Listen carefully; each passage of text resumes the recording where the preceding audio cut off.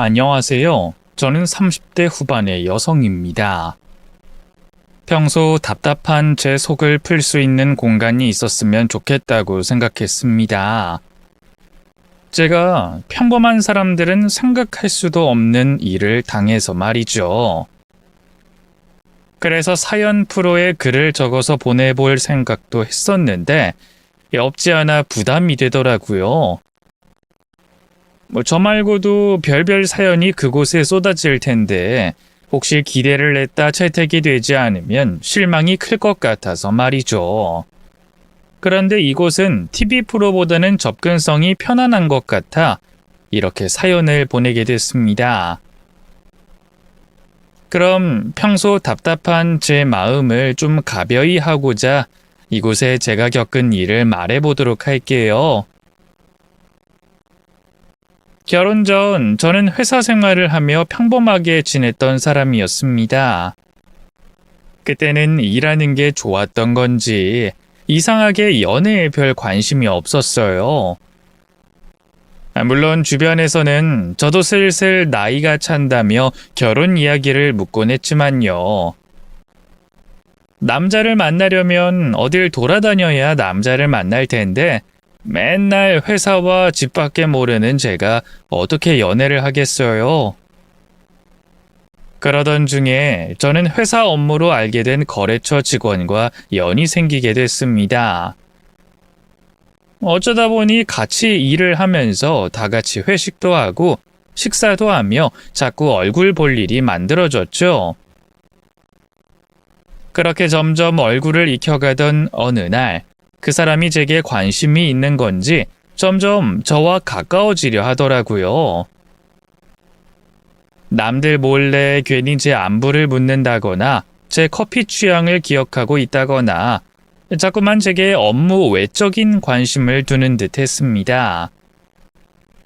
하지만 그 사람에게 별 관심 없던 저는 애써 모른 척하며 무시하고 있었는데 그러던 어느 날에는 업무 핑계를 대면서 저와 사석에서 단둘이 만나려고 하더라고요.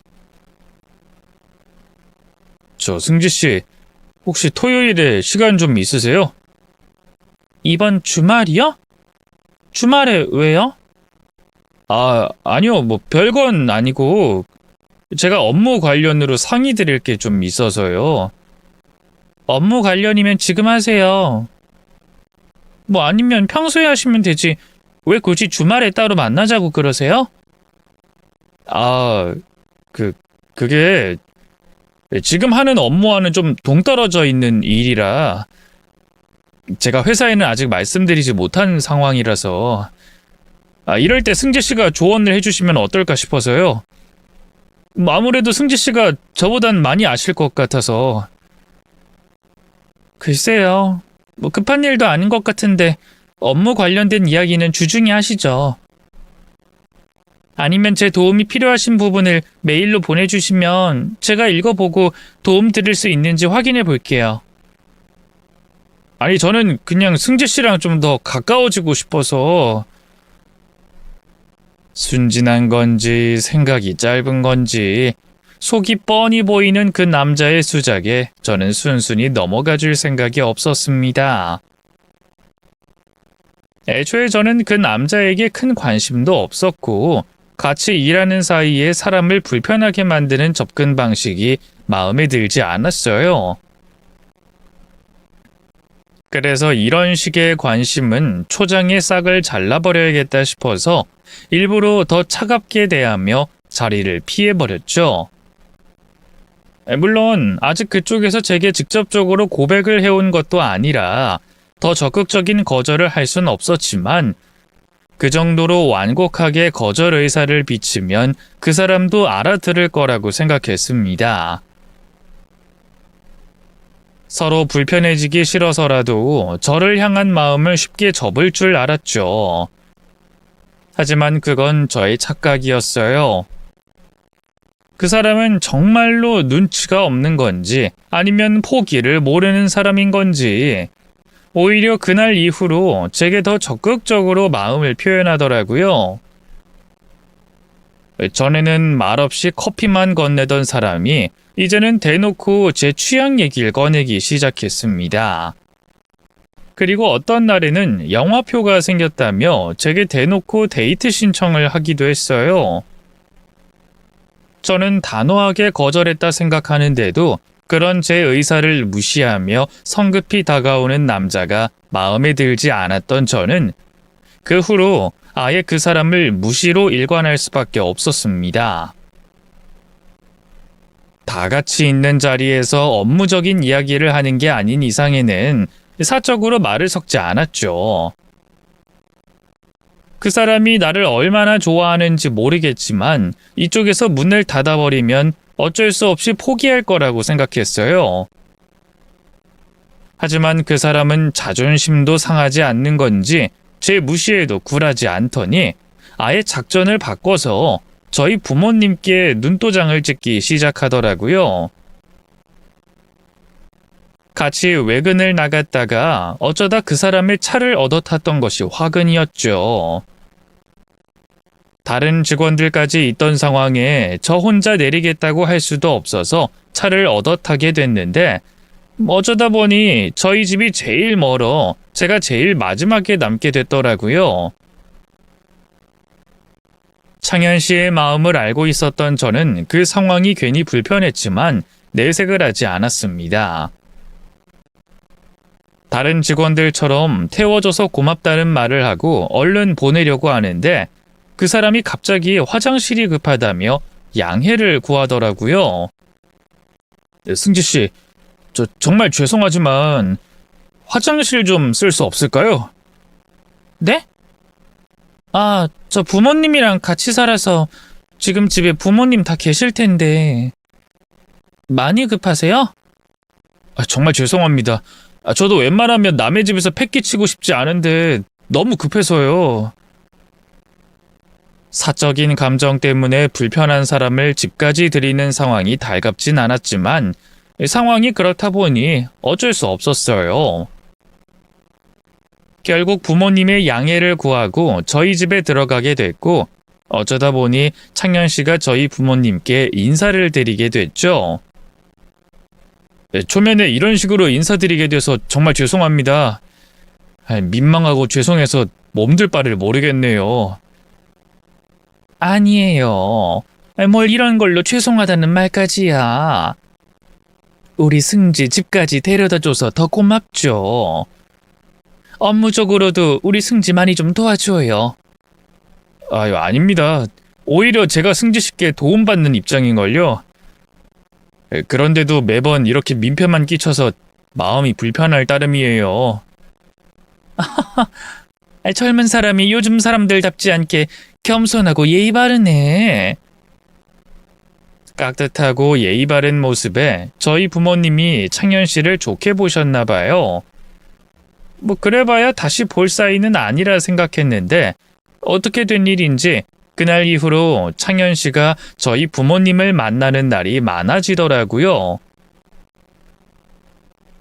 우연히 백화점에서 마주치고 저희 회사 근처 식당에서 마주치고 어느 날에는 저희 집 근처를 지나가고 있었다며 제가 없는 사이에 저희 부모님께 따로 인사를 드리고 갔다는 거예요. 전에 감사했다며 선물까지 하면서 저희 부모님께 좋은 인상을 남겼더라고요.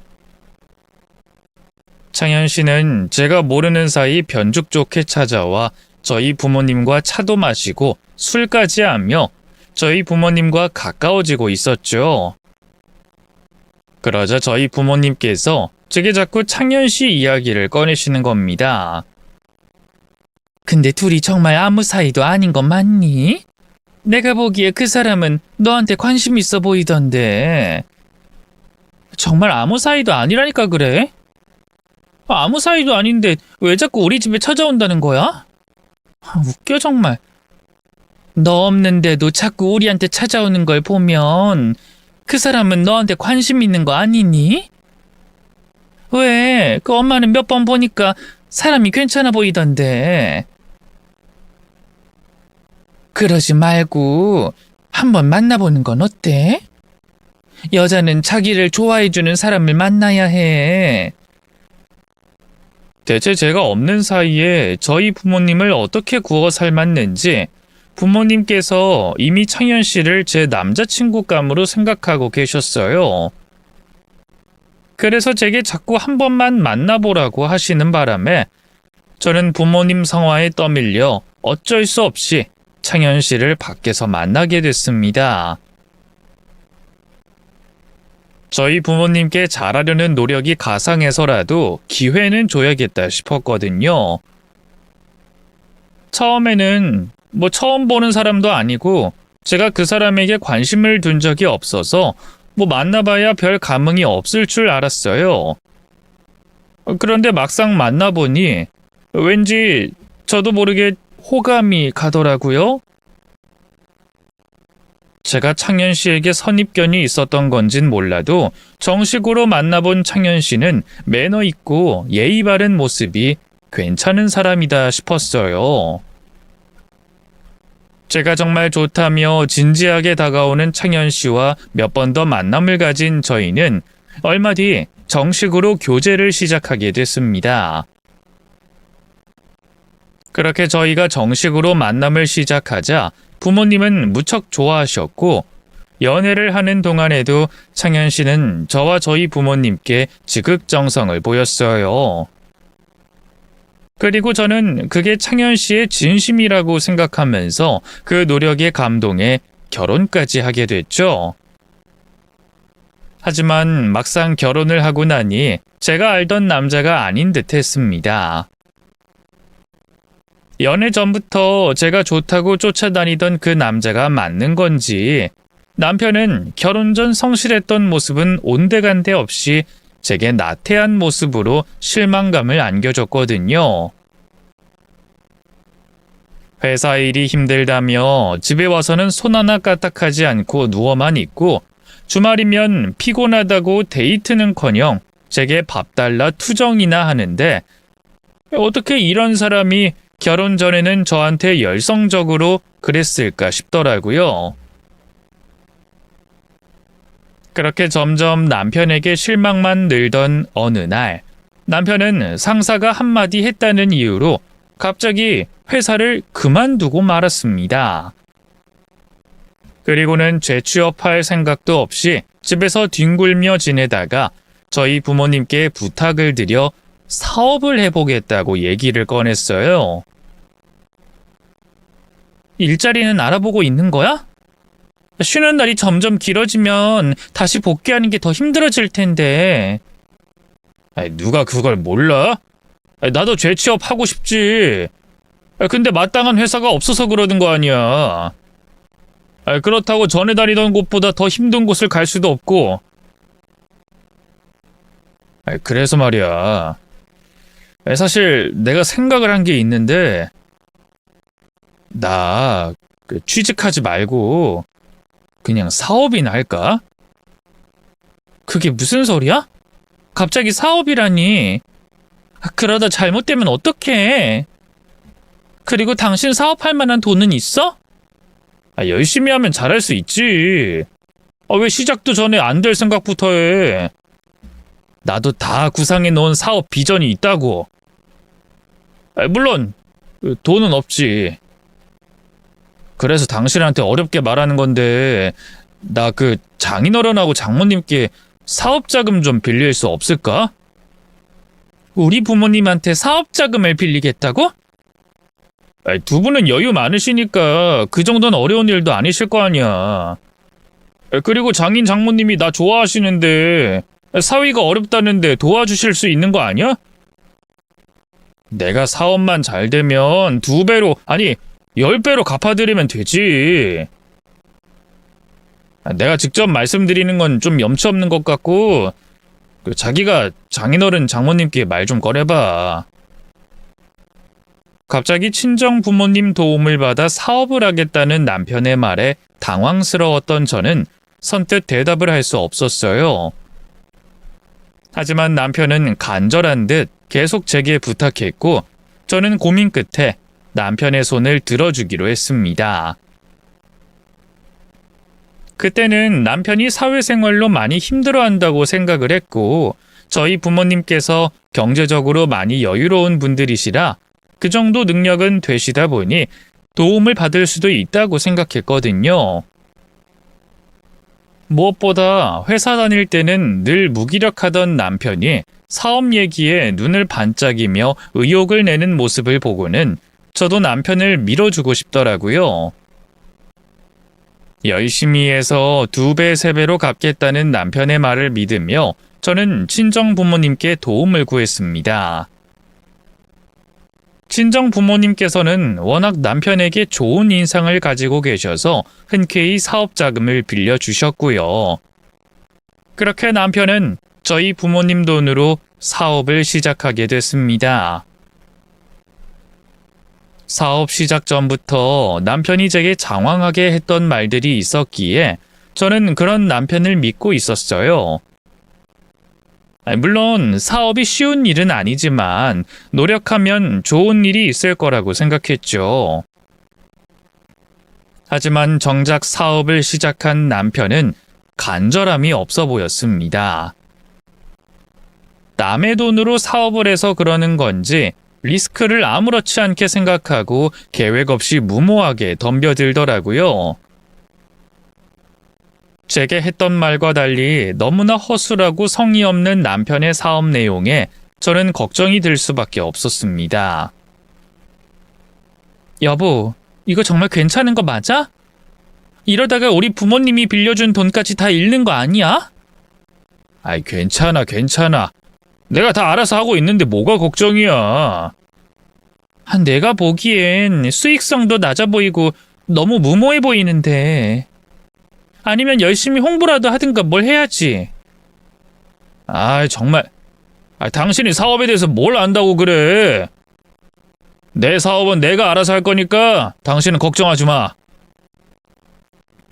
하지만 남편은 호언장담한 것과 달리 결국 제 예상처럼 대차게 사업을 말아먹고 말았습니다. 애초에 간절함도 없고 대단한 노력도 없었으니 사업이 잘 될 일이 없었죠. 하지만 남편은 사업이 망한 뒤에도 큰 걱정이 없어 보였어요. 한번 호되게 당했으면 다시는 사업한다는 소리는 안 할 줄 알았더니 그 뒤에도 계속 이런저런 사업을 하겠다며 고집을 부리더라고요. 남편에게 사업할 돈이 있을 리 없었으니 또 저희 친정 부모님께 도움을 구할 수밖에 없었죠. 그렇게 저를 들들 볶거나 직접 친정 부모님을 찾아가 손을 벌린 남편은 그때마다 사업을 말아먹었습니다. 처음에는 어떻게든 남편을 믿고 도와주고 싶었던 저도 그런 남편의 무책임하고 생각 없는 행동에 점점 화가 나고 실망할 수밖에 없었어요. 그래서 이제 다시는 남편이 사업을 하겠다는 소리를 안 했으면 좋겠다 약속하고 지켜보고 있었는데 그러던 중 이제까지와는 차원이 다른 엄청난 사건이 터지고 말았습니다. 한동안 친정 부모님께 도와달라는 말 없이 조용하길래 반성하는 줄 알았더니 남편이 저 몰래 친정 부모님께 큰 돈을 빌렸더라고요. 아주 확실하고 좋은 투자처가 있다며 저희 부모님을 꿰어 수억의 돈을 받아가서는 그 많은 돈을 전부 날려먹은 것이었습니다. 이게 무슨 짓이야? 나한테 말도 없이 우리 부모님 돈을 빌려? 당신 앞으로 정신 차리고 산다 그러더니 이게 뭐야? 어떻게 나를 속이고 우리 부모님한테 그런 피해를 끼쳐? 어떻게 그 큰 돈을 한 번에 날릴 수가 있어? 나 이제 당신 때문에 우리 부모님 얼굴도 못 보겠어. 아니 나라고 일부러 그랬을까? 난 정말 잘하고 싶었다고. 그동안 장인 장모님께 빌린 돈이라도 갚아보려고 그런 건데 이렇게 될 줄 누가 알았나. 그걸 지금 말이라고 해? 그러게 왜 잘 알아보지도 않고 투자를 해? 알지도 못하고 함부로 투자하는 게 제정신이야? 그건 도박이나 다름없잖아. 그것도 당신이 번 돈도 아니고 우리 부모님 돈을. 그래도 그 돈 좀 없다고 큰일 나는 건 아니잖아. 장인어른 장모님께서야 여유 있으시니까 나한테 빌려주신 걸 텐데. 뭐? 당신 그 말 무슨 뜻이야? 어떻게 그런 생각을 하냐고? 당신이란 사람은 정말 말이 안 통한다. 이런 사람을 그래도 남편이라고 여태 믿었던 내가 바보였어. 됐어. 당신 매번 이런 꼴 더 참고 볼 수가 없겠네. 우리 그냥 이혼하자. 참고 참던 저는 결국 남편의 무책임한 행동에 이혼을 요구했습니다. 돈이 문제가 아니라 남편의 생각 없는 태도에 신물이 났거든요. 그래서 저는 그동안 남편이 친정 부모님께 빌린 돈을 전부 갚겠다는 약속을 받아내고 이혼을 하게 됐습니다. 하지만 약속했던 것과 달리 남편은 저희 친정 부모님께 빌린 돈을 갚지 않았어요. 돈을 조금씩 보내오긴 했지만 갚아야 하는 돈의 이자도 되지 않는 아주 적은 금액만 보내올 뿐이었죠. 저는 남편이 일부러 그런다고 생각했어요. 원래 소액이라도 돈을 갚고자 하는 의지만 보인다면 재판으로 갔을 때 인정이 되는 부분이 있거든요. 남편이 그걸 노리고 친정 부모님께 최소한의 소액만 보낸다고 생각했습니다. 그런 비겁한 남편의 태도가 괘씸하고 또 괘씸했어요. 거기다 제 돈이라면 저런 남편과 결혼한 제 탓이라고 생각하겠는데 그 돈이 부모님의 돈이었으니 부모님께 면목이 없었죠. 이미 이혼한 남편에게 정남이가 떨어질 만큼 떨어진 상태였지만 그땐 남편에게 화가 난 걸 뛰어넘어 저 스스로에게 화가 났어요. 그래서 저도 가만히 있지 않았습니다. 눈에는 눈, 이에는 이라는 식으로 남편이 돈을 갚을 때까지 마냥 기다리지 않고 닥달하기로 한 거죠. 무슨 일이야? 돈 갚으라고 전화했지. 어제 말한 돈 확실하게 입금하는 거지? 그 돈에서 조금이라도 모자라면 나 이전처럼 가만히 있지 않아. 그건 어제 전화로 한 이야기잖아. 갚는다고. 내가 갚겠다고 한 금액에서 1원도 모자란 돈 없이 입금하겠다니까? 그 전화하려고 또 전화한 거야? 다른 볼 일이 아니고? 내가 당신이랑 볼 일이 뭐가 있어?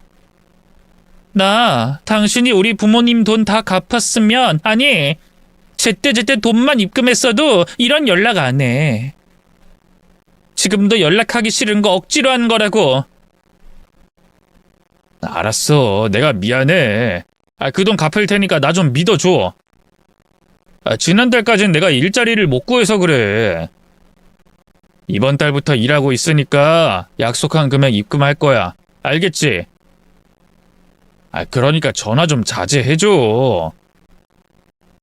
그러게 원래 약속대로 꼬박꼬박 돈을 갚지 그랬어. 그럼 내가 이렇게 미친 사람처럼 전화를 했을까? 그럼 꼭 약속대로 해. 아니면 매일 전화할 테니까. 알겠어? 남편은 회사에 다니기 시작했다며 이제부터 약속한 돈을 빠짐없이 갚겠다고 했지만 저는 그 말을 믿지 않았습니다. 그래서 매일은 아니었지만 꽤 자주 남편에게 전화를 걸어 돈을 갚는 날은 기억하는지 금액은 정확히 맞춰보낼 수 있는지 확인하며 남편을 괴롭혔어요.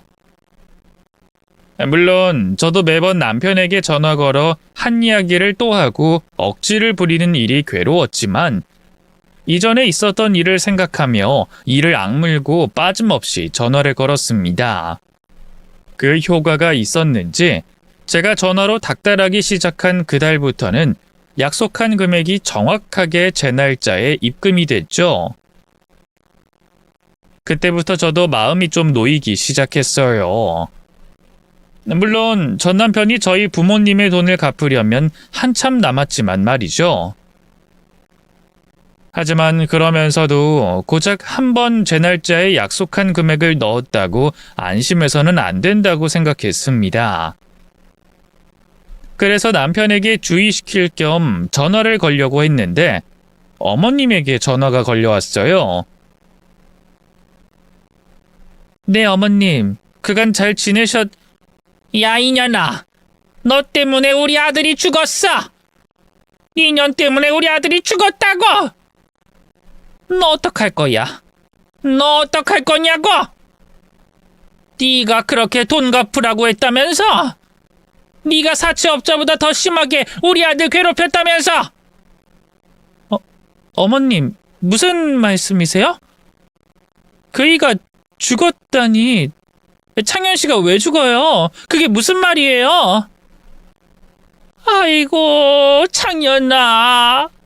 우리 창현이 불쌍해서 어떡한다니? 우리 창현이 어떡해? 아이고, 창현아. 제게 전화를 건 어머님과는 정상적인 대화가 불가능했습니다. 그래서 저는 이혼 이후에도 연락을 주고받던 전 남편의 지인에게 전화를 걸어 무슨 일이 있는지 물어보게 됐죠. 그리고 어머님이 한 말이 사실이라는 걸 알게 됐어요. 남편이 갑작스러운 사고로 세상을 떠났다는 이야기를 듣게 된 겁니다.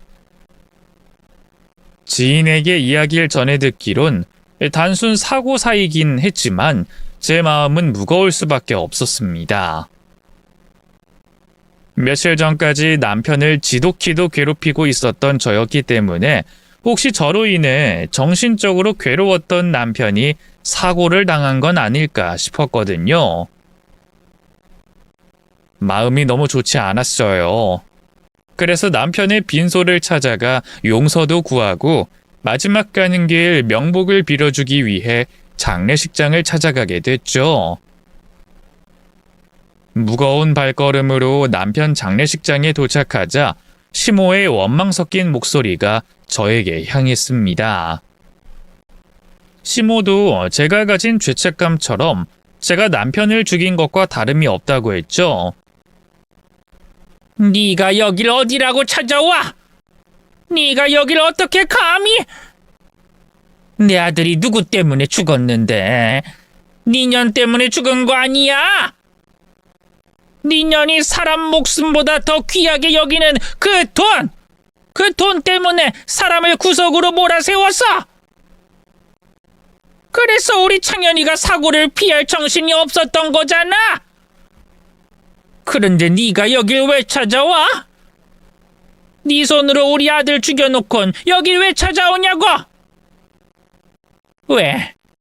죽은 우리 창현이한테 그 돈 받아내려고 왔니? 그래, 어디 해봐라. 여기 장례식장 개판으로 만들고 다 뒤집어서 그 돈 받아가봐. 우리 창현이 마지막 가는 길도 니년 뜻대로 해보라고. 자, 저기 부조금부터 가져가라. 그리고 우리 창현이 빈소 다 뒤져서 가져갈 수 있는 만큼 다 가져가.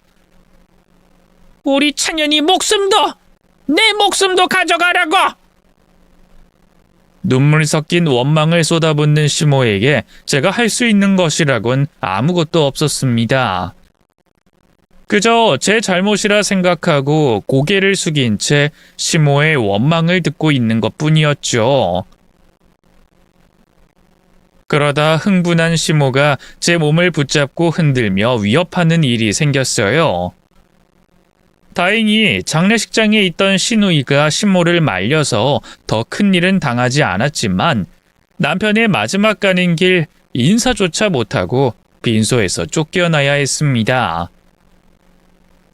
그런데 남편의 빈소를 쫓겨나는 과정에서 이상한 일이 있었어요. 흥분한 시모에게 절 돌려보내겠다며 장례식장 입구까지 따라온 시누이가 제게 알 수 없는 말과 함께 품속에 있던 하얀색 종이봉투를 건네는 겁니다. 그것도 주희 눈치를 보며 몰래 말이죠. 미안해요, 아가씨.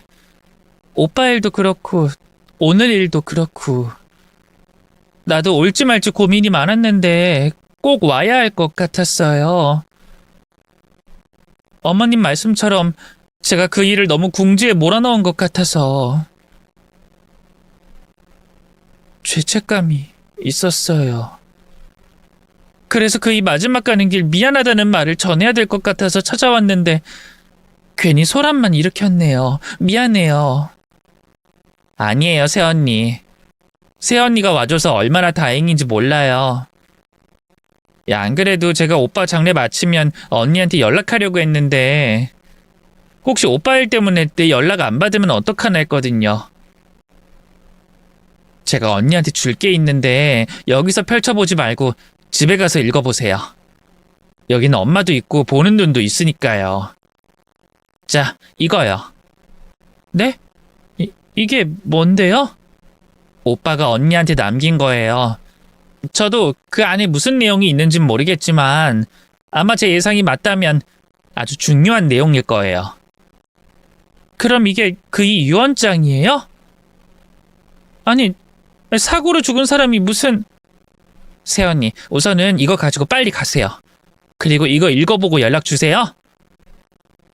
신우이는 뭔가 쫓기듯이 주위를 이리저리 살피면서 제게 어서 남편의 유언장을 가지고 장례식장을 떠나라는 말을 했습니다. 다급해 보이는 신우이 모습을 보며 궁금하면서도 당황스러웠어요. 죽은 남편이 자신이 사고를 당할 거라는 걸 알았던 것처럼 제게 유언장을 남겼다는 게 너무 놀라운데 신우이는 별로 놀라운 일이 아니라는 태도였으니까요. 또 그 자리에서 확인해도 될 것을 굳이 제게 빨리 장례식장을 떠나라고 재촉하며 절 보내는 게 이상하게 느껴졌죠. 하지만 그렇다고 사정 있어 보이는 신우이를 붙잡고 하나하나 물을 수는 없어 우선 신우이 말대로 남편의 유언장을 챙겨서 장례식장을 떠났습니다. 신우이가 남편의 유언장을 다 읽고서 다시 연락하라고 했으니 궁금하거나 이상한 부분은 그때 물어도 된다고 생각했죠. 그렇게 집으로 돌아온 저는 신우이가 건넨 남편의 유언장을 책상에 둔 채로 몇 시간을 가만히 있었습니다. 신우이에게 남편의 유언장을 건네받았을 때만 해도 안에 있는 내용이 궁금해 당장이라도 읽어보고 싶었는데 시간이 점점 지나니 겁이 나기 시작하더라고요. 혹시 이 유언장 안에 남편이 날 원망하는 내용이 있으면 어떡하나 싶어서 편지 봉투를 차마 열지 못하고 여러 번 잡았다 놨다를 반복하고 있었죠. 그러다 언젠간 마주해야 하는 일이라고 생각해 마음을 굳게 다잡고 편지 봉투를 열어 그 안의 내용들을 확인하기 시작했습니다. 그리고 경악을 금치 못할 엄청난 사실들을 남편이 남긴 유언장으로 인해 알게 됐죠.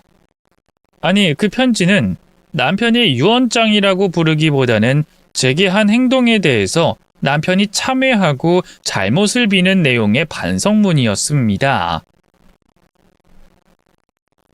어색한 인사말로 시작된 글 다음에는 곧바로 제게 미안하다는 말이 적혀져 있었습니다.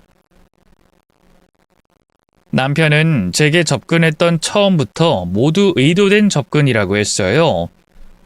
제게 관심을 보였던 것도, 쫓아다녔던 것도, 저희 부모님의 마음을 얻은 것도 모두 제게 반해서 일어난 일이 아니라고 했죠. 남편이 제게 계획적으로 접근하게 된 건 회사 사람들끼리 업무 관련 이야기를 나누려고 이어진 술자리부터였다고 했습니다. 그날 당신은 기억할지 모르겠지만 당신 회사 팀장이라는 사람이 당신의 개인적인 이야기를 했었어. 당신 칭찬 비슷한 이야기였는데 회사 일을 열심히 하지 않아도 될 만큼 여유 있는 집의 자제가 밤낮 가리지 않고 회사 일을 한다는 식의 말이었지. 그때 당신을 다시 보게 됐어. 사실 그 전까지는 당신은 내게 그냥 협력업체 직원이었을 뿐이지 여성으로선 보지 않았거든. 내가 또 여자에게 관심을 두고 살 만큼 여유가 있었던 때도 아니었기도 했고. 어쨌든 당신의 배경이 대단하다는 그 말에 내가 의도적으로 접근하기로 마음을 먹었던 거야. 이쯤이면 내가 왜 그랬는지 당신도 아마 짐작하고 있을 거야. 맞아. 내가 워낙 어렵게 자랐잖아. 원래도 없는 형편에 아버지까지 돌아가시면서 지지리도 어렵게 지냈지. 그러다 보니까 사람들에게 겉으로 표현 안 하고 자랐지만 항상 내면에는 부에 대한 열망이 가득할 수밖에 없었어. 물론 어렸을 때는 그 부에 대한 열망을 내가 성공해서 극복하려고 했지만 누구에게나 영화 같은 성공 스토리가 펼쳐지지 않더라고. 그래서 이후에는 그 열망을 어쩔 수 없이 억누르고 체념하면서 지냈는데 그때 당신이 내 앞에 나타난 거야. 어쩌면 어렸을 적부터 마음속으로 품고 있던 내 열망을 해소해줄 사람이 당신이 아닐까라고 생각하게 됐고, 그래서 당신에게 들이대기 시작했지. 당신은 잘 알지도 못하는 협력업체 직원인 날 거부했고, 하지만 난 당신이 내 열망을 채워줄 유일한 희망이라고 생각해서 당신이 날 거부한다는 걸 알면서도 끝까지 매달렸던 거야. 장인어른과 장모님 마음을 이용해서 당신과 만나보려는 뻔뻔한 행동까지 하면서 그 결과는 당신과 결혼까지 하게 되면 대성공이었고 그때부터는 정말 내가 바라던 생활을 할 수 있었어. 내 통장이나 내 주변 환경이 드라마틱하게 변하진 않았지만 부자인 처가를 둔 것만으로도 심적으로 안정이 됐고 내 행동에도 거리낌이 없었지. 물론 변화된 것도 많았어. 당신이나 장인어른 장모님께는 평소에 늘 있는 일상이겠지만 특별하지 않은 날 고급 레스토랑에 간다거나 시간적인 여유가 있으면 해외여행을 간다거나 금액과 상관없이 상대가 마음에 드는 선물을 고를 수도 있었지. 그런 것들 전부 예전의 나로선 생각해 볼 수도 없는 일이었어. 돈보다 시간을, 마음을 더 신경 쓰는 삶 말이야.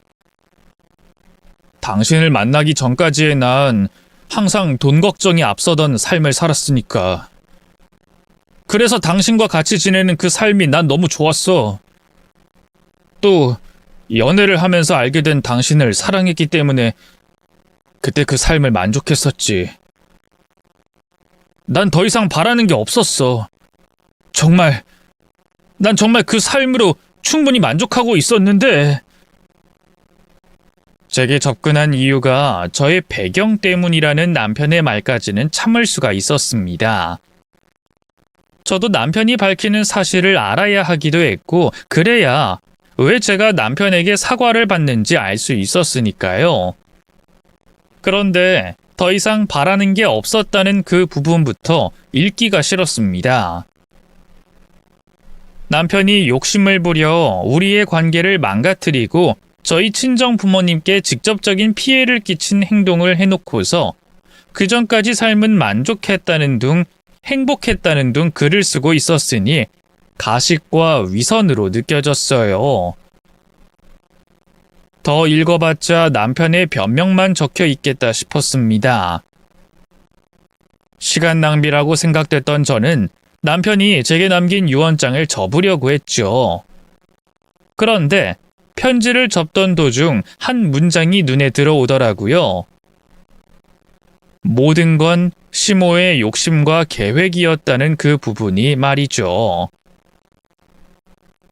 당신에게 어디서부터 어떻게 설명해야 할지 모르겠지만 정말이야. 내가 바라던 욕심은 딱 거기까지가 끝이었다고. 이후에 벌어진 일들은 전부 내 뜻이 아니었어. 그때부턴 우리 어머니가 내게 시킨 일들이라고. 물론 당신에게 의도와 목적을 가지고 접근한 내 행동도 잘못됐다고 생각하고 인정해. 그런데 내 변명이라도 하자면 난 정말 당신을 사랑했어. 당신에게 접근한 의도와 목적은 잘못됐지만 어느 순간 이후부터는 당신에게도 장인어른과 장모님께도 상처를 주거나 피해를 주지 않겠다고 다짐했다고.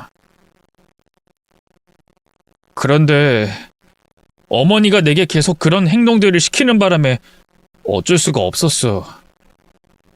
우리 사이가 어긋나기 시작한 일부터 전부 어머니가 시킨 일이었다고. 회사를 그만두라고 한 것도, 이 사업 저 사업 하라면 날 부추기고 지시한 것도 전부 어머니가 시킨 일이었어. 당신 사업하겠다고 나섰던 내가 어설프게 준비한다고 뭐라 했었지? 사실 그게 최선일 수밖에 없었던 이유가 있었어. 내가 사업하겠다고 장인어른과 장모님께 돈을 받으면 그 돈의 일부를 우리 어머니가 빼앗아 갔거든. 매번 그랬어. 어머니가 무슨 사업을 하라고 시키면 난 당신에게 또는 당신 부모님께 찾아가서 사업 자금을 받고 그 돈의 일부를 어머니께 상납하듯이 줘. 그리고는 얼마 남지 않은 돈으로 사업을 해보는 거야. 당연히 망할 거라는 걸 알고서 말이지. 그 투자도 마찬가지였어. 아니, 그 투자는 사업과는 아예 결이 달랐지. 그건 아예 처음부터 사기였어. 그래도 사업은 하는 척이라도 했고 어쩌다 운 좋게 잘 될 수도 있다는 확률이라도 있었지만 그 투자는 어머니 주머니로 100% 들어가는 사기였어. 그래서 어머니를 말려도 보고 못하겠다는 말도 꺼냈지만 결국엔 내가 또 잘못을 저지르게 됐지. 장인어른과 장모님께 큰 피해를 입히고 당신에겐 큰 실망을 안겼고 그 일에 대해서는 당신에게 그리고 장인어른과 장모님께 정말 미안하고 죄송해. 당신을 속이려고 하는 말이 아니고 진심이야. 하지만 당신은 이런 내가 이해되지 않을 거야. 말도 안 되는 변명이나 거짓말이라고 생각하겠지. 그런데 내가 지금 당신에게 적고 있는 내용 모두 사실이고 있던 일을 그대로 얘기하는 거야. 다 큰 성인이 부모의 말도 안 되는 지시에 따른다는 게 이해되지 않겠지만 나는, 우리 가족은 평생을 이렇게 살아왔어. 나랑 내 동생은 어렸을 때부터 어머니한테 학대를 받아왔거든. 이후의 내용들은 남편과 시누이가 어렸을 적부터 시모에게 학대를 받아온 내용들이 적혀져 있었습니다. 어린 아이들에게 그런 짓을 했다는 게 이해되지 않을 뿐더러 자기 자식들에게 한 짓이라고 상상할 수 없을 정도의 학대 내용이 적혀져 있었어요. 시부가 사고로 죽고 난 뒤로 계속해서 성인이 된 이후로도 시모에게 학대당했다고 하니 그 세월만 해도 20년 가까이가 됐습니다. 그래서 그런지 남편은 시모의 말에 반하는 말을 할 수가 없었다고 했어요. 시모의 일그러진 얼굴만 봐도 식은땀이 흐르고 심장이 조여오며 정신적으로 견디기 어려울 만큼 고통스러웠다고 했습니다. 그래서 어쩔 수 없이 시모의 말을 따랐다고 했었죠. 그러며 편지 마지막 단락에 제게 다시 한번 용서를 비는 내용이 적혀져 있었어요. 이런 이야기는 내가 당신 앞에서 무릎을 꿇고 얘기해야 하는 건데 내가 한 짓 때문에 당신이 날 만나려고 하지 않기도 하고 이런 얘기를 끝까지 들어줄까 싶어서 이렇게 글로 대신해. 정말 미안해. 그리고 장인어른과 장모님께 입힌 피해는 내가 어떻게 해서든 해결해 볼게. 내가 꼭 약속 지킬게. 정말 미안하다, 승지야. 남편이 제게 남긴 편지를 다 읽고 나서는 잠깐의 시간이 필요했습니다. 남편이 적은 내용을 이해하기 힘들기도 했고 믿을 수도 없었으니까요. 그러다 시누이가 제게 건넨 말이 생각났어요. 연락하라던 그 말이 말이죠. 저는 사실을 확인하기 위해 신우이에게 전화를 걸었습니다. 그러자 제 전화를 받은 신우이는 제게 뭐든 다 알려주겠다는 태도로 전화를 받았습니다. 마치 제가 전화를 꼭 할 거라는 걸 알고 있었듯이 말이죠. 네, 새언니, 말하세요. 다 알려드릴게요. 아가씨, 이 사람이 남긴 편지 내용 다 알고 있었어요? 여기 있는 내용들 전부 사실이에요? 우선 그 안에 정확히 무슨 내용의 글이 있는지는 저도 정확히 몰랐어요. 다만 오빠가 언니에게 남긴 글이라는 걸 알았기 때문에 대충 어떤 내용일지 짐작했던 거죠. 그리고 제 짐작이 맞다면 언니가 전화해 올 거라는 걸 예상한 거고요. 도대체 무슨 일이 벌어지고 있는 거예요? 나 너무 혼란스러워요. 이 사람은 나한테 의도적으로 접근했다고 하고 회사 그만둔 것부터 우리 부모님께 투자금 받은 것까지 전부 어머님이 시켜서 한 거라고 하는데 또 어머님이 그 돈을 빼앗아 간 거라고 하는데 이게 전부 말이 되는 소리예요? 오빠가 새언니한테 무슨 말을 남겼는지 알겠네요. 오빠가 남긴 글 허무맹랑한 소리로 들린다는 거 알아요. 근데 전부 사실이에요.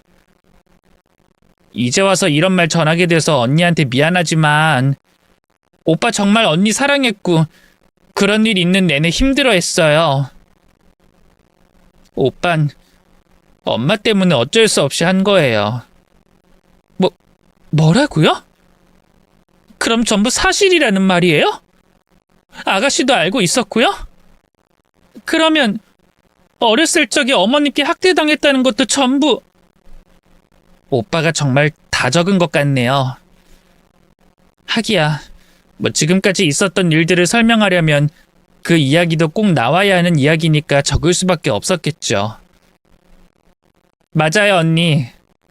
저랑 오빠 아주 어렸을 때부터 엄마한테 정말 심한 학대를 당했어요. 그래서 오빠가 엄마의 말도 안 되는 명령을 따랐던 거예요. 돈과 관련된 일들 모두, 그리고 제가 조금 덧붙여서 말하자면 오빠가 저보다 엄마에 대한 공포가 더 심해요. 동생인 저를 보호하겠다고 더 많이 맞고 더 많이 괴롭힘을 당했거든요. 아니 어떻게 이런 일이... 그리고 그 얘기를 지금 왜 그이 살아있을 때 얘기하질 않고 이제 와서 얘기해요?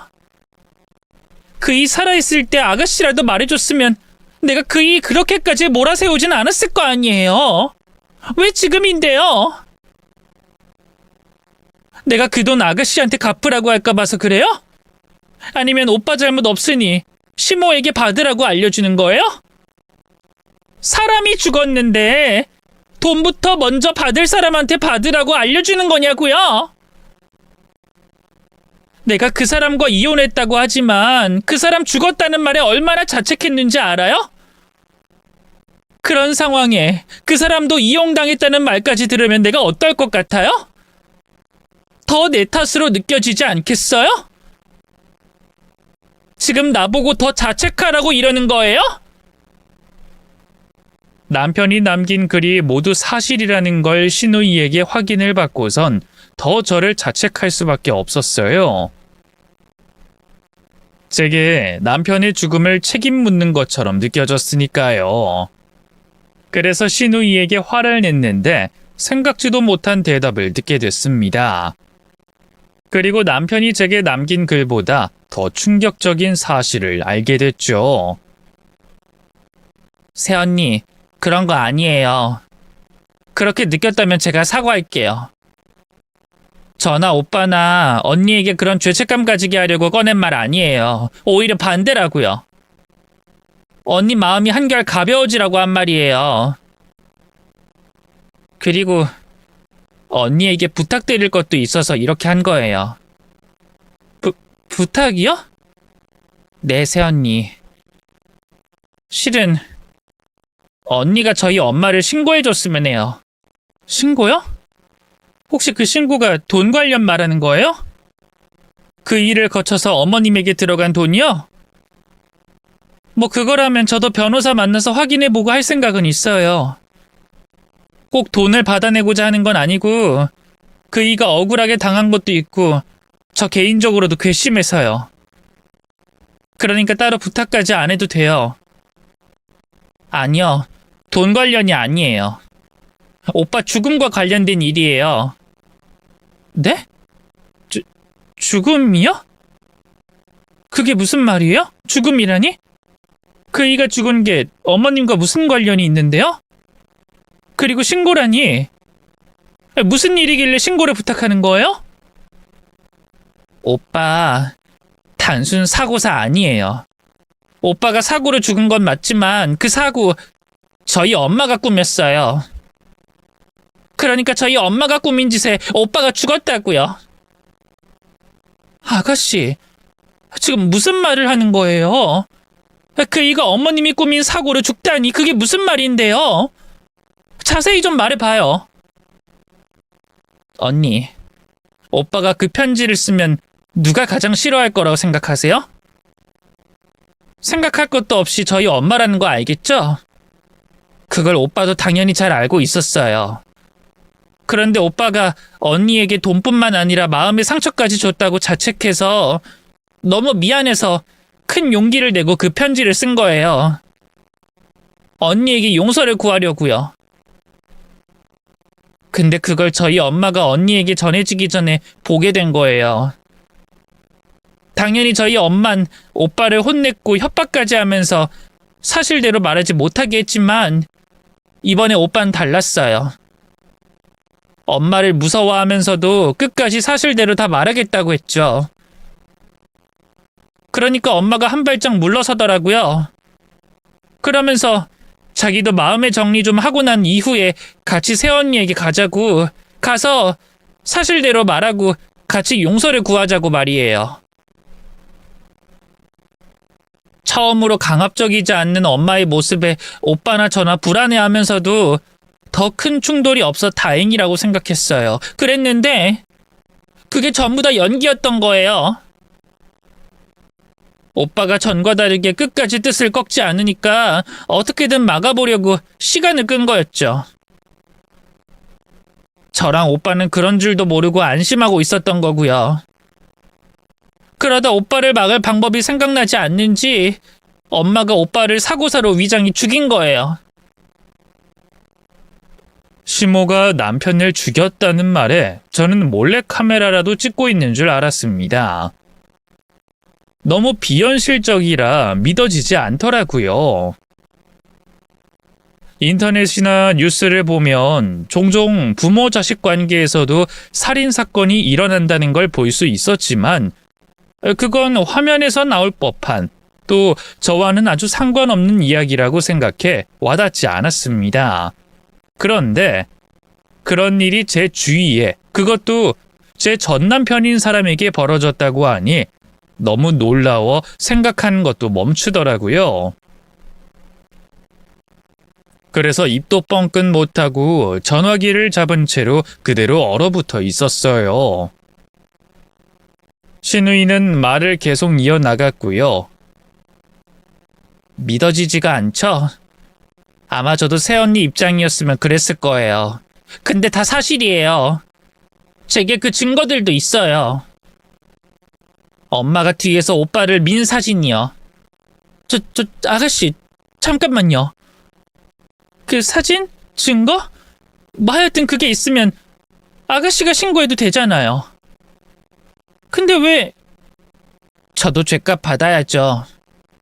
물론 엄마가 오빠를 죽일 거라고 생각하진 못했지만 그 장면을 목격하고 묵인하고 있었던 죗값을요. 또 정말 부끄러운 이야기인데 아직 엄마가 무서워요. 그래서 몇 번 경찰에 신고하려고 했는데 손이 떨려서 말이 나오질 않아서 못했어요. 미안해요, 언니. 이런 무리한 부탁하게 돼서요. 비겁한 변명이라는 건 알지만 사실 언니에게 이런 사실을 밝히는 것도 저로선 큰 용기가 필요한 일이에요. 머리로는 저와 오빠를 괴롭힌 또 오빠를 죽인 엄마를 제 손으로 신고하고 처벌해야 한다는 걸 아는데 제 몸에 새겨진 엄마에 대한 공포로 인해서 몸이 말을 안 들어요. 하지만 죽은 오빠를 위해서 오빠가 밝히려던 진실과 오빠를 죽인 엄마를 처벌하기 위해서 어렵게 용기 낸 거예요. 이런 제가 비겁해 보이고 이해가 안 되겠지만 부탁드릴게요. 제발 신고해 주세요. 제가 엄마의 죄를 뒷받침할 수 있는 증거는 전부 보낼게요. 또 다른 증거들 숨긴 곳도 알려드릴 테니 엄마와 저를 같이 신고해 주세요. 그때까지도 정신이 온전히 돌아오진 않았지만 신우이가 무슨 뜻으로 말하는지는 정확히 알 수가 있었어요. 신우이는 남편처럼 시모에게 학대받은 트라우마를 이겨내며 제게 신고를 부탁하고 있었습니다. 오빠의 뜻을 이어받아 시모가 죗값을 받을 수 있게 도와달라고 부탁하고 있었죠. 저 역시 이 모든 일의 원흉인 시모를 용서할 수 없었어요. 남편을 용서한 건 아니었지만 불쌍하다고 생각이 들었습니다. 그래서 신우이에게 신고를 약속하고 시모가 남편을 죽인 증거를 달라고 했습니다. 신우이는 제게 고맙다는 인사를 여러 번 하고 난 이후 살해 장면이 찍혀 있는 동영상과 사진, 또 다른 증거들이 있는 위치를 제게 보내왔죠. 저는 그 증거를 가지고 곧장 경찰서로 향했어요. 그리고 교활한 시모가 다른 조치를 취할 수 없도록 경찰에게 체포를 부탁하며 살인 사건임을 강하게 피력했습니다. 경찰 측에서는 남편의 시신이 화장되면 살인 사건에 필요한 증거를 잃을 수도 있다며 급히 사전 영장을 요청했고요. 다행히 신우이가 제공해준 증거들이 워낙 결정적인 증거들이라 사전 영장이 나와 남편의 장례를 마치기 전 시모를 체포할 수 있었습니다. 하지만 너무나도 뻔뻔하게 시모는 체포를 당하는 와중에도 자신의 죄를 인정하지 않았어요. 같이 체포되는 신우이가 눈앞에서 시모의 죄를 말하는데도 말이죠. 노라고! 당신들 지금 뭐 하는 짓이야? 내 아들 장례식 치르는 와중에 이게 뭐 하는 짓이냐고! 그리고 내가 내 아들을 죽이다니 그게 말이나 된다고 생각해? 당신들 누구 거짓말 듣고 이러는 거야? 엄마, 이제 다 끝났어. 그러니까 오빠한테 마지막으로 용서 빌 수 있는 자리에서 다 인정하고 용서 빌어. 넌 지금 무슨 소리를 하는 거야? 뭘 인정해, 뭘? 내가 새언니한테 엄마가 오빠 죽였다는 증거 다 줬어. 그리고 오빠가 새언니한테 쓴 편지도 건네줬다고. 이제 다 알아. 엄마가 무슨 짓을 했는지. 이 세상 사람들이 곧 다 알게 될 거라고. 그건 그렇더라도 엄마가 한 짓에 대해선 오빠한테 사죄해야지. 오빠한테 빌어. 이제라도 미안하다 빌라고. 이 미친년이. 야, 너 미쳤어? 너도 교도소 가게 생겼는데 왜 이런 짓을 벌여? 저기요, 경찰 선생님들. 이거 뭔가 착오가 있는 겁니다. 제가 아니라 전현이 혼자 꾸민 짓이에요. 저는 제 딸이 한 짓을 차마 신고할 수가 없어서 옆에서 입 다물고 있었던 죄밖에 없다니까요. 네? 시모는 자신의 죄를 신우이에게 덮어씌우기까지 하면서 자신이 저지른 일들을 부정하고 죄값을 피하려고 했습니다. 재판 중에도 마찬가지였죠. 하지만 그러기엔 신우이가 제공한 증거들이 너무 확실했어요. 결국 시모는 살인죄로 처벌받게 됐습니다. 그리고 신우이는 살인 방조죄로 처벌받게 됐죠. 신우이로서는 억울한 처벌일 수도 있었습니다. 입을 다물고 싶어서 이득이 있어서 그리고 시모를 돕고자 가만히 있었던 게 아니었으니까요. 시모에게 어린 시절부터 받은 학대로 어쩔 수 없었던 행동이었지만 시누이는 자신이 한 행동에 대해 어떠한 변호도 하지 않았습니다. 그게 오빠에게 용서를 구하는 일이라고 했죠. 아가씨, 내가 알아보니까 아동학대 부분 인정받으면 감형받을 수 있다고 했어요. 그리고 오빠 살인사건의 결정적인 증거를 아가씨가 제공했잖아요. 그러니까 가만히 있지 마요, 네? 언니, 저는 괜찮아요.